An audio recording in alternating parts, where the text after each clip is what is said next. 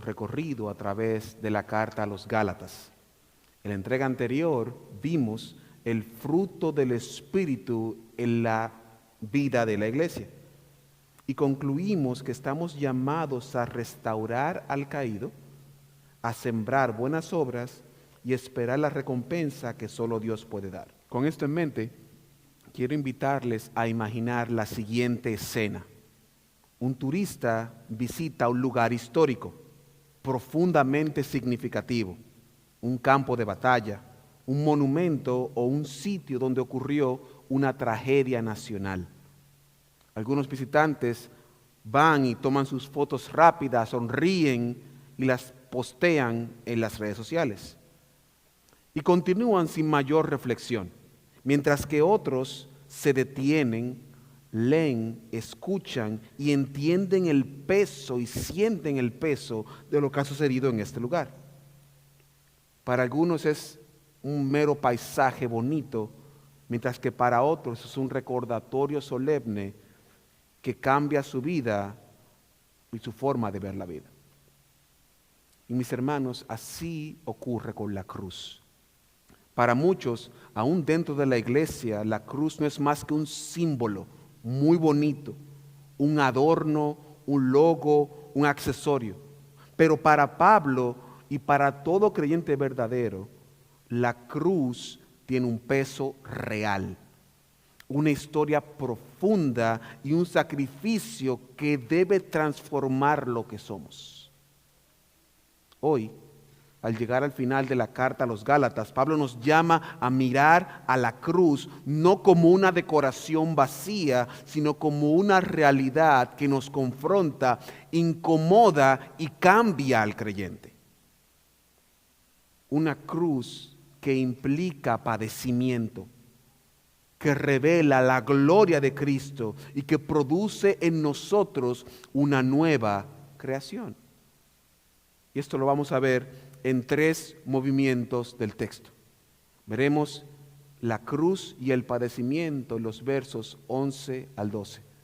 Luego veremos la cruz y la gloria de Cristo en los versos 13 al 14. Y por último veremos la cruz y la nueva creación en los versos 15 al 18.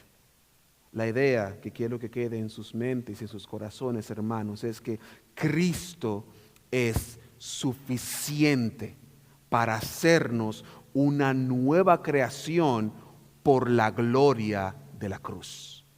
Me permito repetir. Cristo es suficiente para hacernos una nueva creación por la gloria de la cruz. Le invito a que nos pongamos en las manos del Señor. Padre amado y Dios todopoderoso, a pesar de mí, oh Señor, a pesar de las fallas que tengo, a pesar de mi pecado, a pesar de mis errores, edifica a tu iglesia para tu gloria y para tu honra. En el nombre de Jesús. Primero vamos a ver en la cruz y el padecimiento. Y en la cruz y el padecimiento hay 2 elementos importantes. Primero, el énfasis de Pablo a esta carta, a esta sección. Y segundo, las intenciones reales de los judaizantes. Yo le invito a que vaya conmigo al verso 11 del capítulo 6. Dice la palabra del Señor: mirad con cuán grandes letras os escribo de mi propia mano. En tiempos de Pablo, escribir era un oficio especializado, por lo que solía el que quería escribir algo dictarle la información a un asistente que se conocía como amanuense. Y este amanuense buscaba que la carta tuviera formato, tuviera edición, estuviera bien escrita.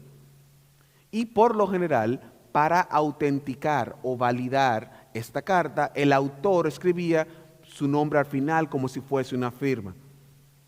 Sin embargo, aquí surge un debate, porque Pablo escribe y dice grandes letras o letras grandes, sin aclarar si se refiere a que él escribió la carta completa o si solamente escribió esta última parte de la carta.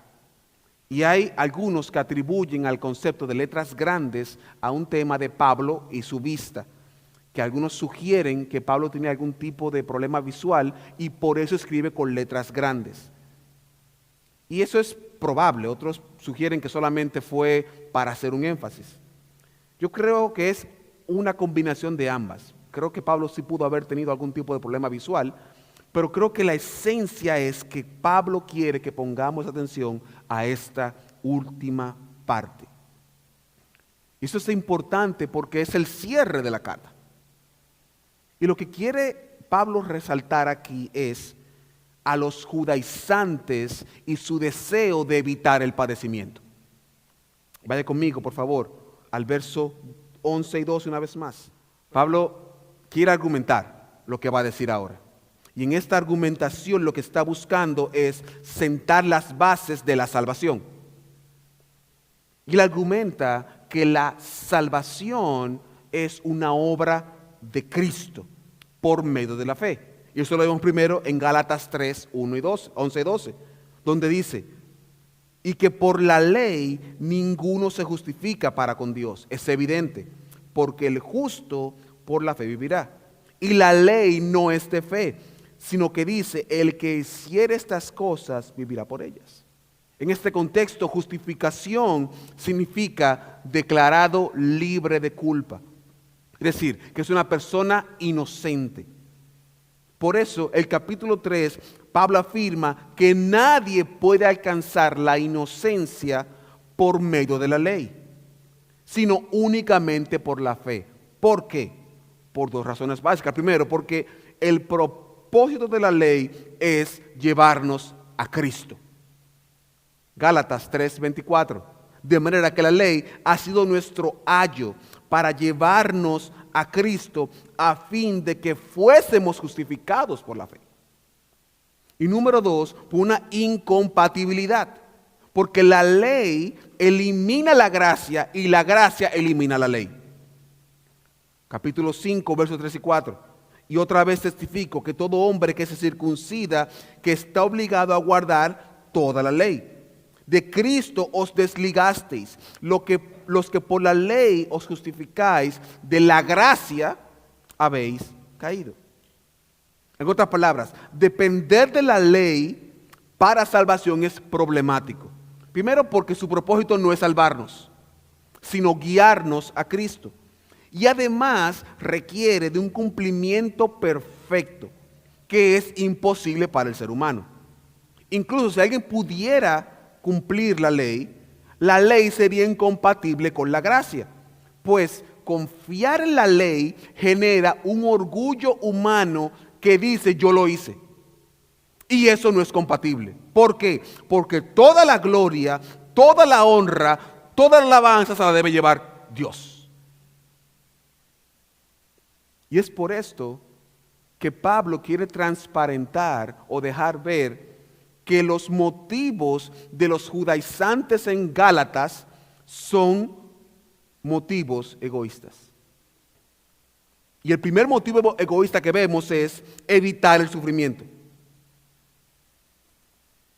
Y esto se deja ver claro en el versículo 12 del capítulo 6. Vaya conmigo, por favor. 6:12 de Gálatas.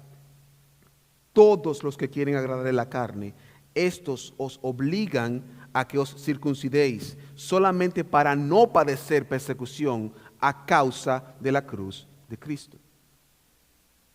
Pablo muestra que la circuncisión que promovían los judaizantes no solamente era imposible de cumplir, sino que también era motivada por el egoísmo, que era, número 1, agradar a la carne. Y con este agradar de la carne, evitar la persecución, ignorando que la verdadera libertad viene de la cruz de Cristo. Por lo tanto, su imposición, la de los judaizantes, no buscaba ni transformación ni salvación, sino cumplir obligaciones externas, lo que significa que su enfoque es interesado primero y contradictorio. Y esto sigue siendo relevante para nosotros hoy. Porque hoy existen judaizantes modernos, líderes y grupos que nos imponen prácticas, idiomas, celebraciones bíblicas como el Yom Kippur o el Rosh Hashanah, y que insisten en que Jesús no es Jesús, sino que Jesús es Yeshua, o que Dios no es Dios, sino es Yahweh o es Elohim, argumentando que tenemos que volver a nuestras raíces judías. Lo cual es contradictorio. ¿Por qué? Porque Dios no nos pide absolutamente nada de eso. Entonces, para ellos, al priorizar rituales y tradiciones, lo que están es diciendo que Cristo no es suficiente. Y que necesitan de normas externas para sentirse completos. Ahora, debo aclarar lo siguiente. Una cosa es aprender los idiomas bíblicos para tener una mejor comprensión del texto sagrado, o aún participar de celebraciones bíblicas para enriquecer nuestro entendimiento de Cristo y cómo esto apunta a Cristo como nuestra última celebración o el cumplimiento de todas esas celebraciones.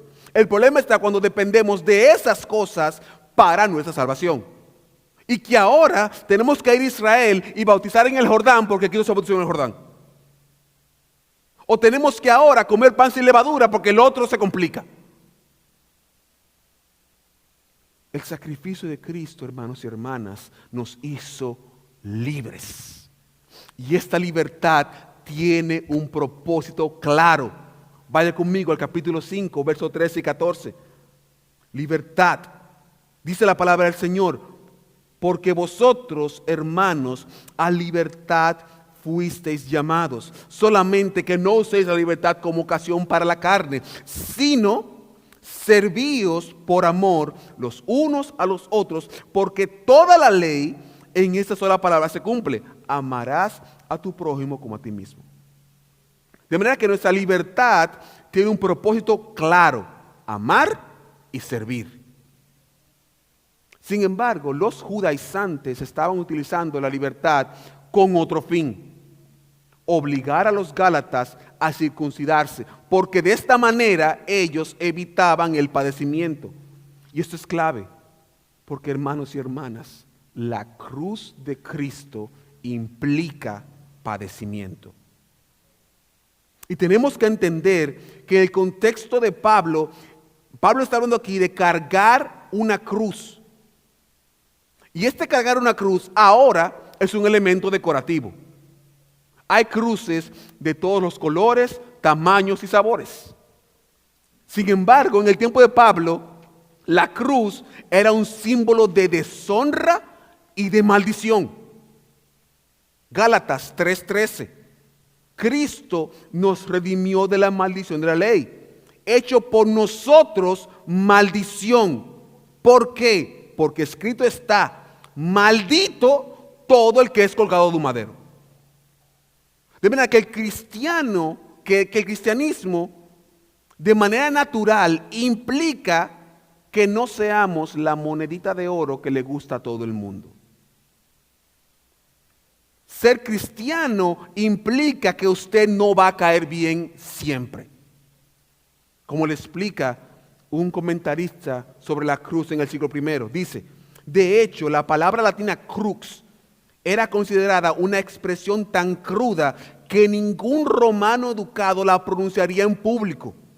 Para evitar esta dificultad, los romanos hicieron un circunloquio eufemístico que significa: cuélguelo del árbol desafortunado. Es decir, ni siquiera utilizan la palabra cruz. Entonces, decir que el Salvador del mundo murió en una cruz es tan escandaloso en el primer siglo como si hoy justificáramos el holocausto nazi. Como si hoy justificáramos la bomba atómica de Hiroshima y Nagasaki. Algo que es universalmente condenado. Así mismo era la cruz en el tiempo de Cristo. Es decir, la cruz es un modelo que provoca desprecio social.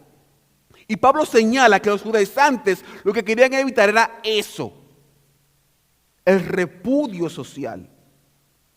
Pues identificarse con Cristo tenía la implicación de que usted cargaba una cruz maldita, una cruz de deshonra.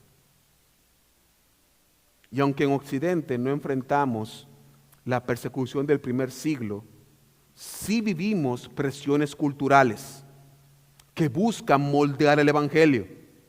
Iglesias que aprueban uniones del mismo sexo para ser aceptadas.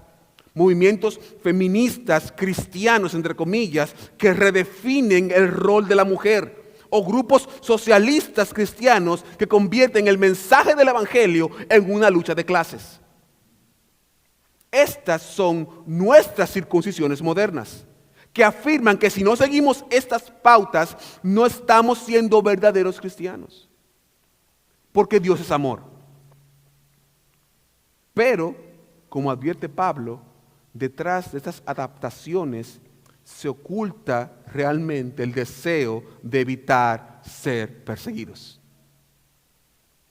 Lo que nos dice es que al entrar en esta dinámica, el evangelio se reduce y Cristo deja de ser suficiente, porque la gloria va a recaer en la persona buena que sí acepta este tipo de matrimonio.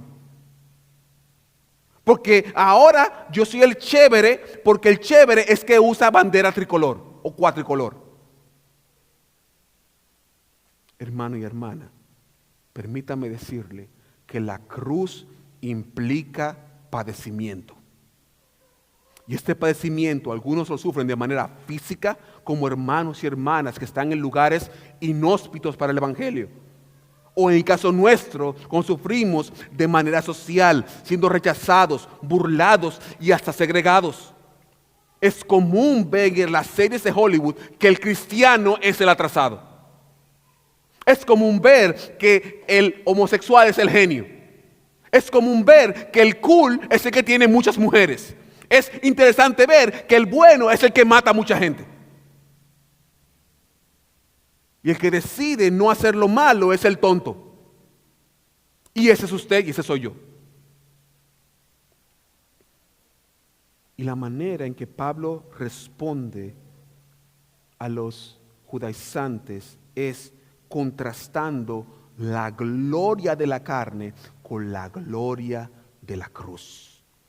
Vaya conmigo al verso 13 del capítulo 6. Porque ni aun los mismos que se circuncidan guardan la ley, pero quieren que vosotros os circuncidéis. Aquí claramente Pablo presenta la hipocresía de los judaizantes. Ellos obligan e imponen, pero no guardan. Recuerden que la circuncisión, en este caso, representa toda la ley. Precisamente, Pablo previamente había hablado ampliamente sobre la ley general y cómo ellos, los judaizantes, saben que no pueden cumplirla, pero aún así la demandan. Y la razón es muy sencilla. Verso 13, para gloriarse en vuestra carne. Y creo que la traducción de la Nueva Traducción Viviente lo hace mejor. Dice, lo único que desean es que ustedes se circunciden para luego decir con orgullo que ellos pudieron convencerlos de circuncidarse.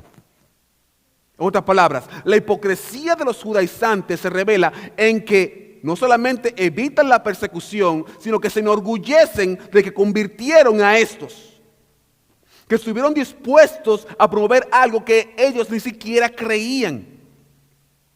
Llegaron a desestimar la obra de Cristo en la cruz, solo por decir, los convencimos. Y todo esto sucedía porque, tanto en su temor de persecución como en su hipocresía de judaizantes, buscaban la gloria de la carne. Que en el fondo lo que dice es, Cristo no es suficiente para nosotros. Y esto debe hacernos reflexionar a nosotros hoy, porque también nosotros podemos caer en lo mismo. Adoptar ideas, prácticas o comportamientos solo para obtener la aprobación del mundo. Recordemos, la circuncisión simbólica de la que hablábamos antes, de hacer agradar la cultura para encajar y sentirnos no excluidos, sino incluidos. Pero mis queridos hermanos y hermanas, el Evangelio es contracultural. El gran teólogo John Stott dice lo siguiente: probablemente la mayor tragedia de la iglesia a lo largo de su larga y accidentada historia ha sido su constante tendencia a conformarse a la cultura predominante en un lugar de desarrollar una contracultura cristiana. En otras palabras, mientras más nos adaptamos al mundo, más nos alejamos de la verdad del Evangelio y más nos gloriamos en la carne. Y eso equivale, aunque no lo digamos, a que Cristo no sea suficiente. Pero mis queridos hermanos y hermanas, Cristo sí es suficiente. Su obra en la cruz es el acto de amor más grande que un ser humano puede recibir. La cultura nos enseña que creer que el amor platónico o historias como Romeo y Julieta definen el amor supremo. Pero no hay una comparación posible. La mayor demostración de amor que ha visto la humanidad en toda su historia es un hombre inocente que cargó brutalmente el pecado del mundo y lo llevó en una cruz para salvar. Ese es el amor de verdad.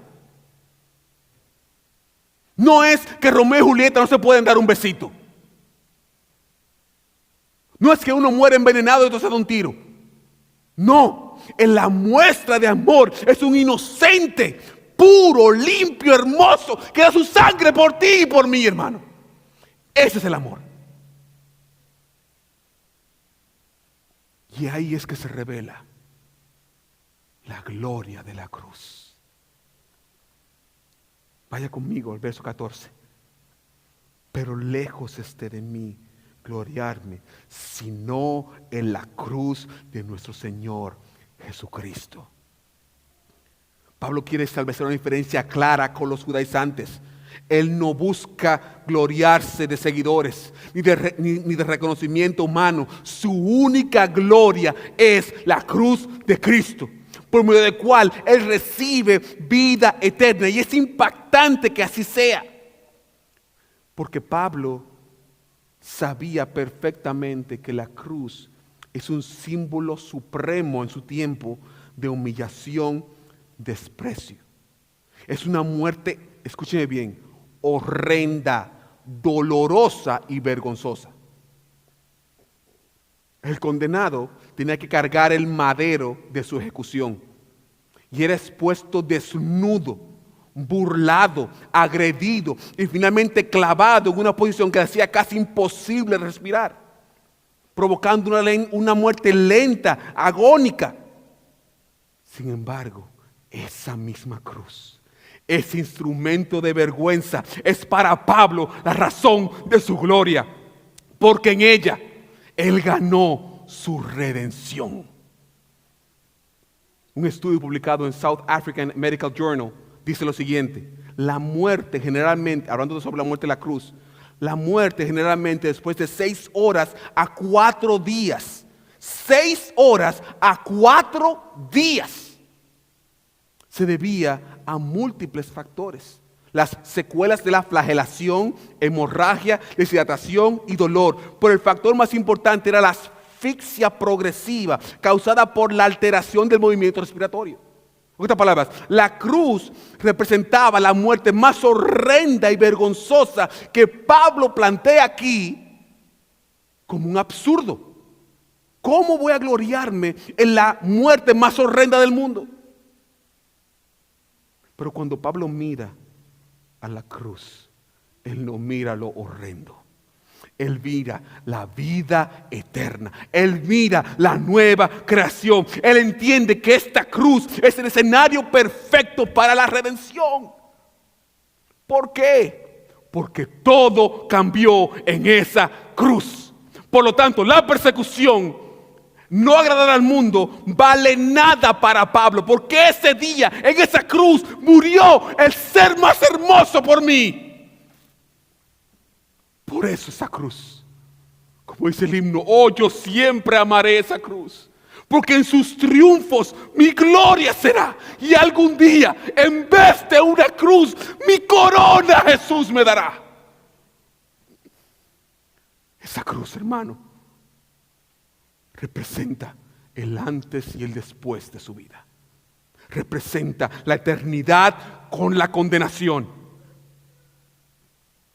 ¿Por qué? Porque se da una simultaneidad en esa cruz. Verso 14. Porque en el mundo me es crucificado a mí y yo al mundo. Es cierto, la cruz es una muerte horrenda. Es una maldición, es una vergüenza.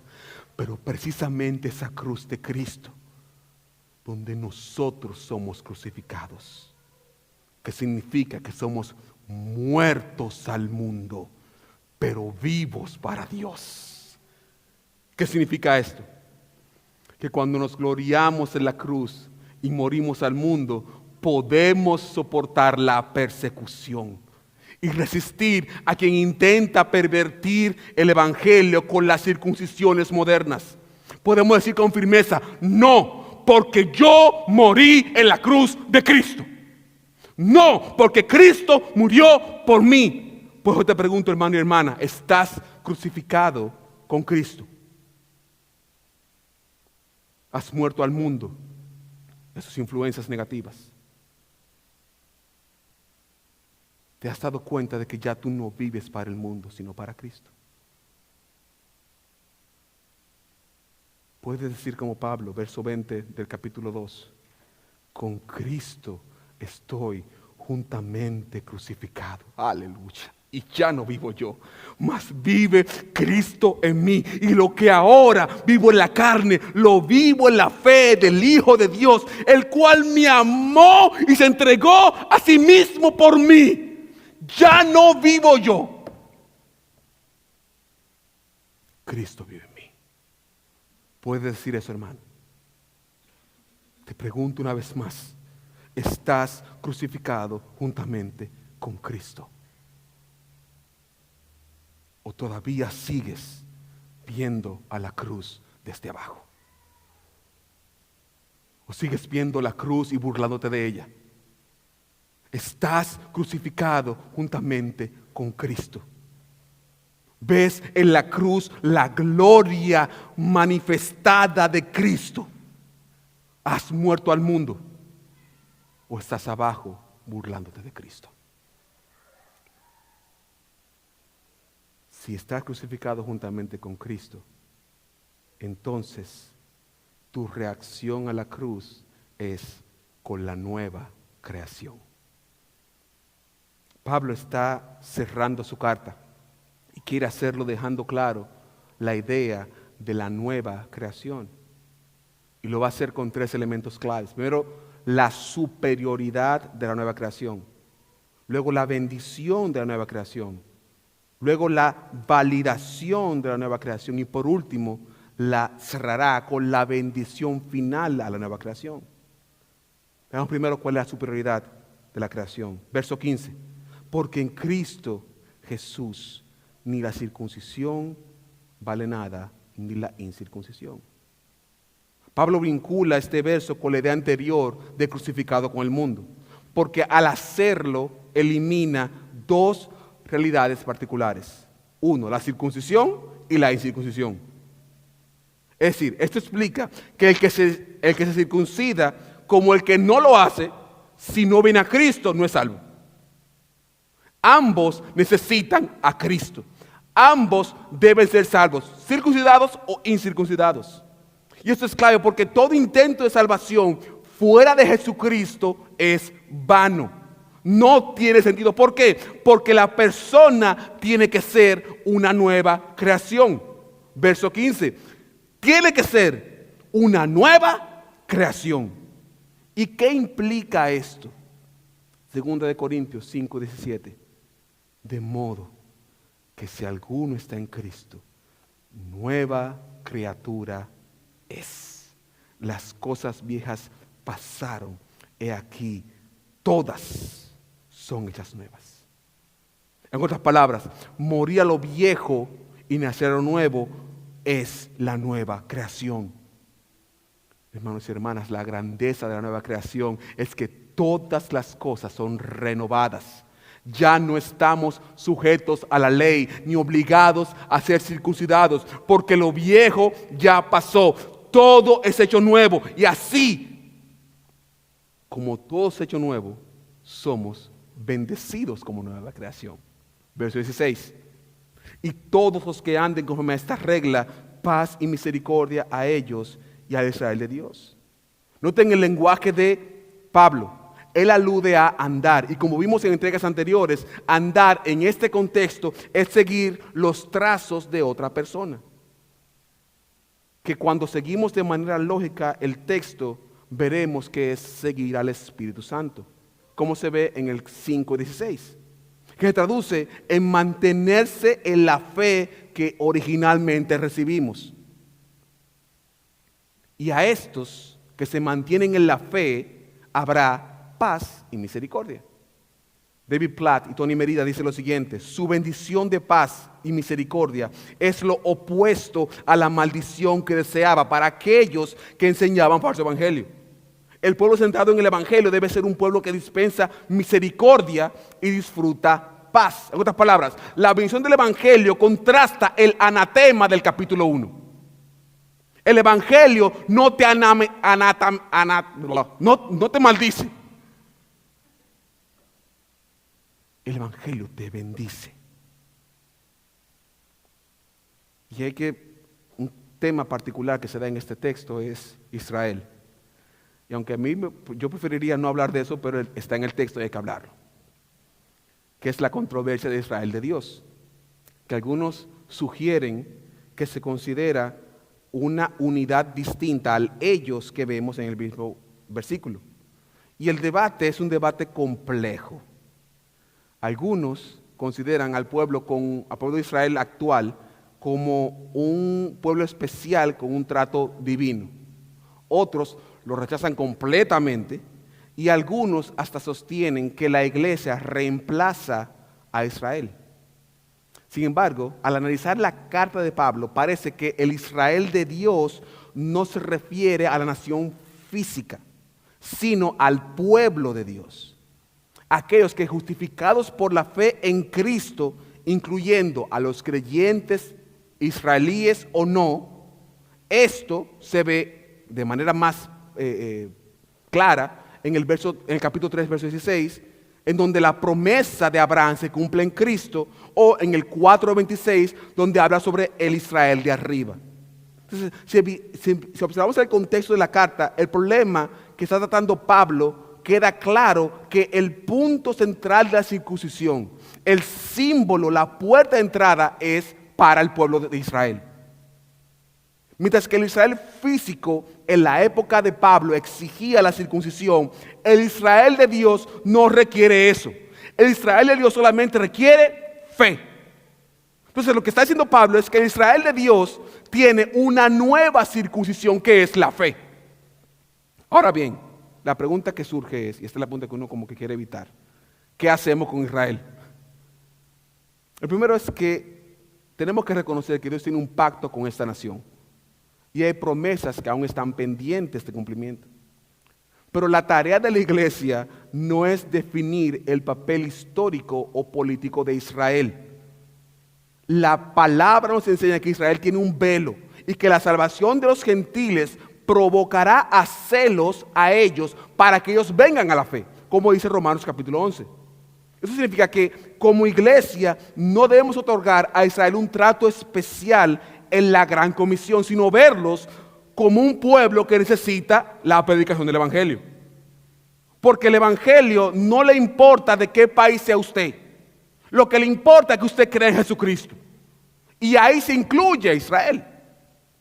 Por lo tanto, nuestra posición respecto a la nación política de Israel no debe ser ni de apoyarla en todo, ni estar en contra de ella constantemente. Es verla como cualquier otro país que necesita de Cristo, que necesita salvación, y hasta que no vengan a Cristo no serán salvos. Sea hijo de Abraham, de quien sea, Simón ben Yosef, no sé qué, si no viene a Cristo no es salvo, ya. La pregunta que tenemos que ver es cuál es la intención de Pablo. No es ni exaltar ni degradar a Israel. Todo lo contrario, es resaltar que la cruz de Cristo es gloriosa y que Cristo es suficiente.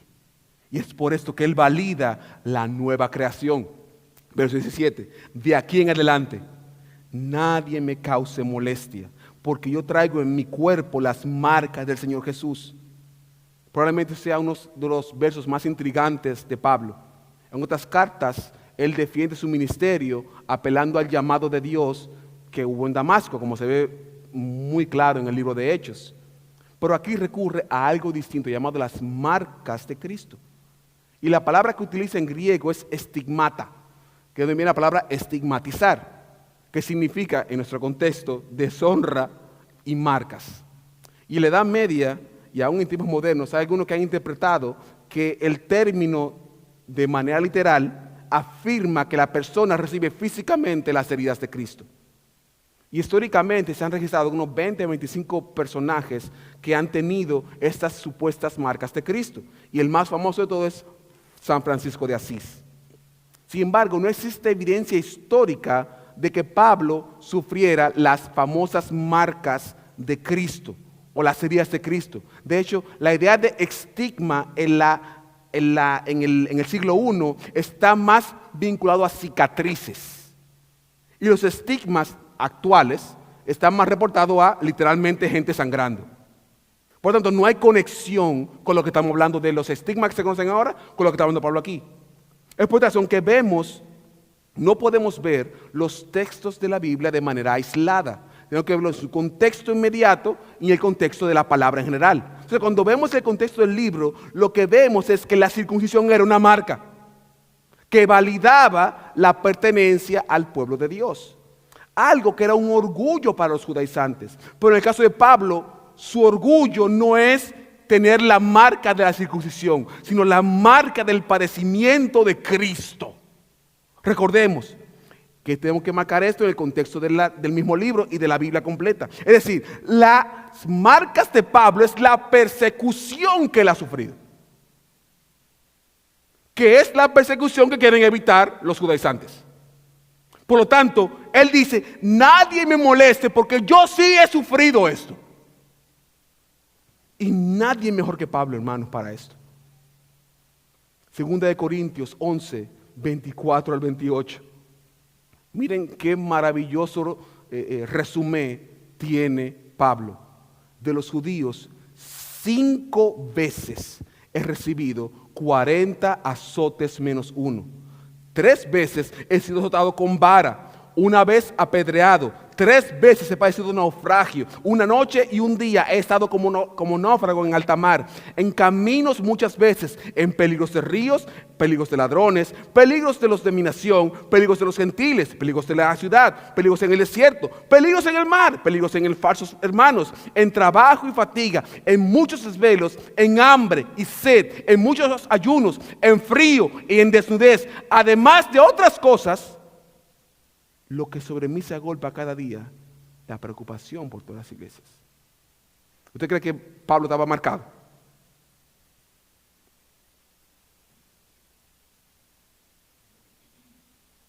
Estamos hablando de 2000 latigazos.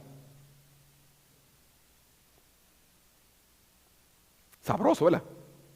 200 latigazos. Yo no sé qué espalda le cabía 200 latigazos. 200 latigazos, vamos otra vez, 200 latigazos en una espalda, 200. Y no era con una pluma, era un instrumento que tenía por lo general partes de metal al final, que cuando agarraba carne, marcas.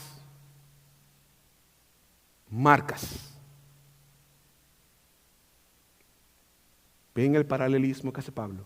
Le dice a los judaizantes, ustedes evitan el dolor aferrándose a una marca que no sirve para nada, mientras que yo en cambio llevo en mi cuerpo las marcas del sufrimiento de Cristo, la evidencia de que soy de Él. No que hay que tener marcas necesariamente físicas, sino que Él, por el Evangelio, ha sufrido. La pregunta que te hago, ¿dónde están tus marcas? Y una vez más, no se trata de cicatrices físicas para nosotros hoy, sino estás siendo estigmatizado en la sociedad por Cristo. Estás siendo obediente a la gran comisión que por definición implica rechazo. ¿Cómo se ven estas marcas en nosotros? Haciendo discípulos. ¿Y cómo se hacen discípulos?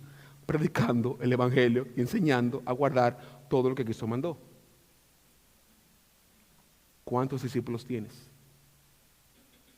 Y no es una competencia de números, es darnos cuenta que nuestro cuerpo espiritual debe ser marcado y aún debemos estar dispuestos a la marca física, como algunos hermanos y hermanas hoy están sufriendo.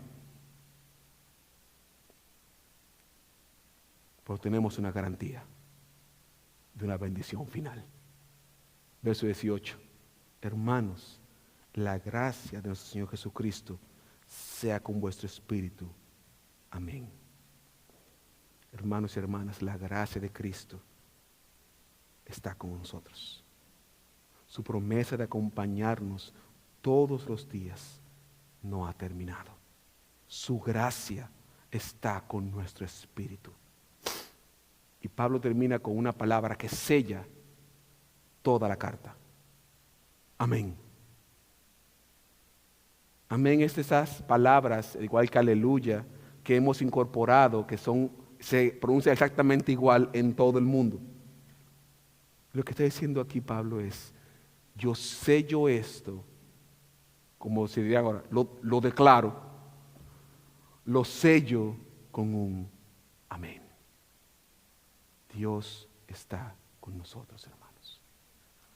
En el padecimiento, Dios está con nosotros. En la paz, Dios está con nosotros. Permítame concluir. A través de esos versos, vemos la profunda relevancia de la cruz en la vida del creyente. La cruz, hermanos y hermanas, no es un adorno para el cuello, ni un símbolo decorativo en nuestras Biblias, iglesias o casas. Es el recordatorio del sacrificio de Cristo. Él lo entregó todo por nosotros. Y nuestras vidas deben reflejar el mismo espíritu de entrega. El camino de fe incluye sufrimiento, pero la cruz de Cristo nos recuerda que somos una nueva creación, sostenida por la gracia de Dios, y nos da la esperanza de que el mismo Señor que permite las pruebas, promete su gracia. Y un día, aleluya, un día Él regresará. Y entonces experimentaremos la gloria plena de la cruz. ¿Cuál es? Estar en su presencia para siempre. ¿Cómo lo aplicamos? Número 1, perseveremos a pesar del sufrimiento. La cruz no es un lujo, es un accesorio. Es el símbolo del sacrificio que nos llama a morir al mundo y a vivir para Dios. Seguir a Cristo implica cargar nuestra cruz, y esto, aunque no necesariamente implica un sufrimiento físico, implica un rechazo de la sociedad. Por lo tanto, carguemos nuestra cruz un día a la vez. Número 2, andemos como nueva creación. La cruz de Cristo se manifiesta en que somos hechos nuevos. Ya no somos esclavos de las reglas o normas humanas para salvación. Cristo pagó completamente por nuestros pecados y ahora somos libres para amar, servir y vivir para su gloria. Y por último, miremos la gloria futura de la cruz. La cruz apunta no solamente a un evento pasado, nos apunta a un evento futuro. Que por la cruz está la gloria de Cristo. Y a través de Cristo veremos su esplendor. Por lo tanto, hermano y hermana, mira la cruz del pasado, pero mira la cruz del futuro. En ese sentido, si aún no has dado el paso de fe, permíteme decirte que no eres una nueva creación. Sigues perdido en tus delitos y tus pecados. Y aunque hagas buenas obras religiosas, ninguna de ellas podrá salvarte cuando Cristo vuelva por su iglesia. Las obras de la carne solamente tienen un destino, condenación eterna. Pero esto no tiene que ser así. Cristo murió en la cruz, cargó el dolor y el castigo que tú merecías para darte hoy la oportunidad de venir a Él. Solamente tienes que venir en arrepentimiento y fe. Y Cristo, el Cristo de la cruz, te recibirá con los mismos brazos abiertos. Ven a Él. Ven a Él hoy. Y si ya estás en la fe, eres una nueva creación. Ya no vives tú. Cristo vive en ti. Por lo tanto, sé un testigo del sacrificio. Anúncialo. Has recibido misericordia, has recibido paz. Y el mundo necesita conocer de Jesús. Te invito a que oremos. Padre, gracias por tu gracia. Gracias por tu misericordia. Gracias, Señor, porque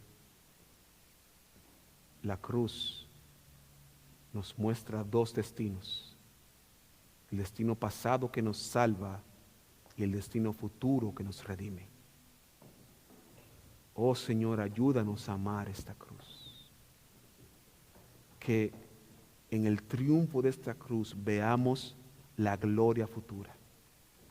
Y que aquel día, en vez de una cruz, recibamos la corona de justicia. Una corona que va a reflejar, oh Dios, la gloria de la cruz. Gracias, Padre. En nombre de Jesús. Dios le bendiga.